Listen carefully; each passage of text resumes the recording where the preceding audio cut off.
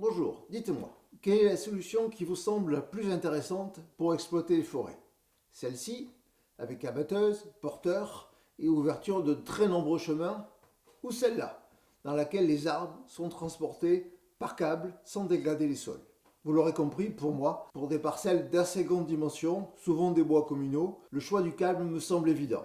Il présente bien des avantages, nous en présentons plusieurs dans ce reportage. Il est d'ailleurs très largement utilisé dans d'autres pays, par exemple en Autriche. En revanche, pour des forêts plus petites, souvent privées, cette solution reste peu utilisable dans la plupart des cas. D'ailleurs, plus largement, la question d'une gestion durable des petites forêts privées reste souvent encore à résoudre. Nous y reviendrons. Dans cette vidéo, nous ciblons donc les forêts plutôt publiques, plutôt de grande dimension, celles dans lesquelles vous allez vous promener, courir, ramasser des champignons, faire du VTT.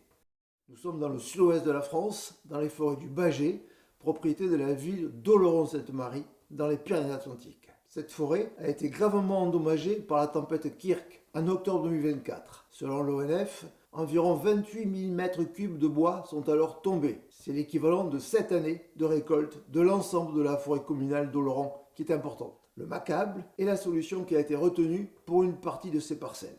Nous avons fait le choix de vous la présenter en 7 questions. Le but est de donner aux professionnels, aux spécialistes, aux propriétaires communaux, à tous ceux qui s'intéressent à la forêt et à sa régénération, les moyens de comprendre les intérêts et aussi les limites de la solution de collecte de bois par MACable. Avec ce reportage, nous lançons d'ailleurs une nouvelle playlist consacrée à toutes les solutions qui associent compensation, puits carbone et régénération du vivant. Je suis en effet persuadé que les opérations qui permettent de stocker du CO2 seront l'une des clés pour l'avenir. C'est l'une des qualités d'ailleurs des forêts si elles restent en bon état. Et pour y arriver, les preuves abondent qui montrent que nombre de solutions techniques, mais aussi juridiques, organisationnelles et économiques restent à inventer. Mon nom est Jean-Pierre Jambe. J'ai créé cette chaîne Transition Action pour partager des solutions, des pistes, des projets qui permettent de concilier décarbonation, économie et résilience. Cette chaîne est une initiative 100% indépendante, 100% libre de tout accord commercial. Pour nous suivre, pensez à vous abonner s'il vous plaît. Nous nous retrouvons très vite pour d'autres reportages et je laisse la parole aux 2 professionnels de l'ONF qui nous ont présenté en mai 2025 cette solution à Oloron-Sainte-Marie. Très bonne journée et profitez des forêts. J'ai repris le câble ONF depuis 9 ans là maintenant. Donc là je suis salarié pour le câble, je suis salarié ONF. Ça fait plus de 20 ans que je fais du câble. Donc ici on est une équipe de 3. Là j'ai un apprenti, on est 2 salariés. C'est une machine en levage qui peut lever 4 tonnes. En général, on travaille sur 3 mètres cubes, 3 tonnes. Ça ne sert à rien d'aller à la capacité maximale de la machine. Vous avez pu voir, les allers-retours sont quand même assez rapides. On a un câblement de capacité moyenne, mât télescopique qu'on déploie, où il y a tous les treuils dessus. Sur la machine, on a 3 câbles. Un câble porteur, où le chariot roule dessus, un câble aller et un câble retour.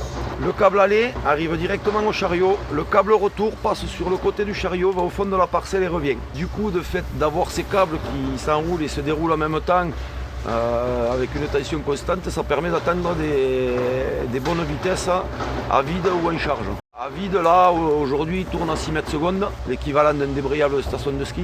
Et à charge, je l'ai mis à 3 mètres secondes et demi. Après, ça suffit parce que le temps que la personne à l'arrivée traite les bois, ça ne sert à rien non plus qu'il ait une pile de bois. Donc nous, on est sur un chariot mécanique parce que plus léger, moins onéreux. Enfin, pour moi, je trouve que c'est l'idéal. Il y a Autriche, Suisse ou Italie, mais Italie côté Tyrol, ouais. On n'a rien chez nous. Après, c'est quand même du bon matériel, parce qu'il a quand même 17 ans, la machine a 17 ans. Pour faire un chantier câble, donc déjà, selon le massif, on visualise des cloisonnements où on va installer nos lignes de câble. Ce cloisonnement sera fait par rapport à la place de dépôt, sera fait par rapport au support qu'on a pour avoir les hauteurs de câble nécessaires pour pouvoir travailler. Donc là, bon, on a un profil assez correct parce que ça fait un creux au milieu et on remonte en face, on a un pylône en face. Avant de faire un chantier, il y a quand même toute une approche de traçage de lignes, d'optimisation des lignes. Et après, il nous faut les ancrages en amont et en aval pour la machine. Parce que là, on est dans du câble forestier, donc tous les ancrages, c'est des arbres. Bon, une ligne comme ça, on a mis 1 jour pour la monter. Une ligne un peu plus complexe, tu vas mettre 2 jours. Tu peux aller jusqu'à 3 jours, selon la longueur de ligne, la complexité, le nombre de supports. Pour dérouler les câbles sous une bâche grise, il y a un câble synthétique de 6 mm. On nettoie la ligne. À la main, on amène ce câble synthétique. Et ce câble synthétique nous amène un petit câble, qui nous amène un plus gros câble et qui nous amène le câble porteur. En fait, le câble, c'est énormément de marche à pied, quoi. Et pour les supports, c'est beaucoup de marche avec du poids, quoi. Donc ici, ça va, c'est commode. Quand on rentre dans des pentes avec un peu de dénivelé, c'est un peu moins drôle. Là, on a à peu près une ligne de 250 mètres. Et la capacité de la machine, c'est 800 mètres. Donc à 800 mètres, en montagne, avec de la forte pente, on arrive à 300 mètres de dénivelé, voire un peu plus des fois. Donc c'est du demi-heure, 3/4 d'heure de marche, rien que pour arriver en haut du chantier. Donc si on a un sac de 30 kg, ça fait du bien. La machine est dotée de télécommandes. Donc il y a 2 télécommandes, une qui marche à côté de la machine et une qui marche qu'en forêt. S'il y a le moindre problème, les 2 télécommandes peuvent arrêter le chariot. Après, le chariot, en cas de rupture de câble tracteur, par exemple, si tu descends du bois, que le câble tracteur casse avant le chariot, pour pas qu'il s'en aille dans le mât, il y a des capteurs de survitesse. Donc si le chariot va trop vite, les freins du câble porteur ferment. Donc le chariot s'arrête. Si le câble tracteur devient mou, il y a une sécurité, il y a un galet qui tombe et qui arrête la machine. Et si vraiment le chariot partait dans le mât, en général c'est à la descente, ou partait vers l'ancrage à la montée, je peux arrêter la machine et détendre en urgence le câble porteur. C'est de la détente très violente parce qu'il tombe. Voilà. Et ça c'est pour éviter trop de casse de matériel, ça c'est l'extrême. Ça m'est pas arrivé encore. En général, les accidents câbles, c'est quand même du bûcheronnage, parce qu'on est dans de la forte pente généralement. C'est beaucoup d'accidents de trajet même, en allant sur le chantier en marchant, quoi. Beaucoup d'accidents de marche. Les plus gros accidents, c'est ça, quoi. Ça varie selon le plat, la pente, la commodité du terrain. Tu peux aller de 60 tonnes au jour à 200.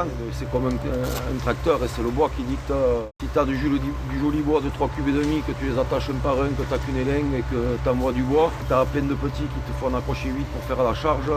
C'est ce qui fait les rendements machines aussi, en plus du terrain.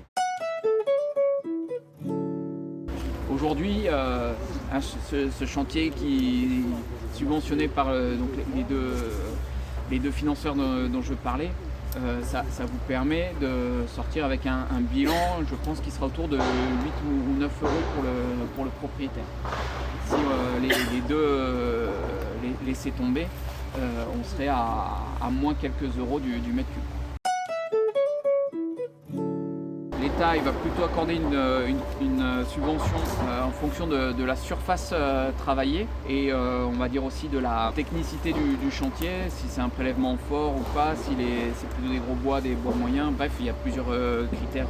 Alors que la région, elle va plutôt accorder des subventions au nombre de mètres cubes qui sont sortis, avec pareil une logique d'un barème plus ou moins avantageux si vous êtes avec des chantiers qui vont plutôt sortir du bois d'œuvre ou plutôt une grande part de bois d'industrie. Les chantiers d'exploitation ils sont subventionnés, mais les chantiers au tracteur d'une certaine façon ils sont subventionnés aussi puisque les pistes qu'on crée au préalable pour faire passer les engins ils ont été subventionnés et l'achat du matériel l'un comme l'autre il est subventionné aussi, donc il n'y a pas de distorsion on va dire, pour ça normal et plutôt vertueux de subventionner l'exploitation par câble compte tenu des co-bénéfices environnementaux et même paysagers que ça peut apporter. Dans une parcelle Skidder, si on rajoute les coûts de création de pistes, les coûts d'entretien de la piste à tracteur et la perte de sol productif, si tu mets tout ça dedans, à quelque chose de près, t'es pas loin. Sauf que maintenant, au tracteur, on ne les met pas dedans. Après, un des avantages qu'il y a au câble, c'est que tu arrives sur une place de dépôt, une place camion, tu as du tri qui se fait plus facilement qu'avec un tracteur. Si on compare à la montagne, une coupe tracteur, tu ne mets pas une tête à l'arrivée qui te retrie tous les produits et qui valorise plus finement les produits. Une coupe en montagne, c'est le tracteur, il va séparer la grume, le bois de chauffage et la trituration, et encore bois de chauffage et trituration, il le met ensemble. Tandis que nous, ça va être séparé. Dans le bois de chauffage, on peut optimiser du gersipal, du bois à palette. Donc on arrive à optimiser plus de produits avec le câble du coup qu'avec un tracteur forestier, quoi. Dans le massif, on n'a pas d'engin, on n'a pas besoin de piste à l'arrivée comme on peut croire, on n'a pas besoin de chemin. On a implanté notre cloisonnement ici. Dans 30 ans, le cloisonnement, il peut y avoir des arbres. Une piste à tracteur, tu n'as plus d'arbres. Ce qu'il faut savoir, c'est qu'une piste à tracteur, c'est tous les 80 mètres sur une parcelle. Parce que les tracteurs, ils vont chercher du bois à 80, 100 mètres éventuellement. Une piste à tracteur, maintenant, c'est 5 mètres, plus les talus en montagne. Donc tu es plus sur du presque 10 mètres. Tu as 10% de ta parcelle qui ne sera plus productive. Un pays comme l'Autriche, ils ont vite choisi de garder leur sol productif et d'avoir toute la forêt productive. Les sols ne sont pas perturbés, donc ça veut dire qu'on a quand même des arbres autour. On peut espérer qu'il y ait des graines qui sont tombées à l'automne dernier et puis dans les années à venir.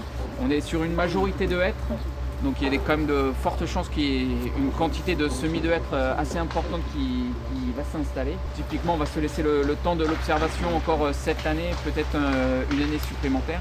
Et si on observe des manques ou des vides, alors on pourrait revenir faire des plantations en complément. Donc, on a inventorié 30 espèces d'arbres différentes là, tombées par la tempête, donc l'idée c'est de garder un peu ce panel-là. Mais il faut aussi trouver quelque chose qui soit viable sur le long terme. Le hêtre, il va avoir vite tendance à prendre la place, à étouffer ses concurrents. Donc il faut que du coup on trouve des essences d'arbres qui soient compatibles avec le hêtre. Mélanger avec les essences d'ores et déjà présentes sur le massif, c'est plutôt quelque chose qu'on va travailler avec la commune en se gardant malgré tout un temps d'observation pour voir comment réagit la nature sur les 2 prochaines années, on va dire.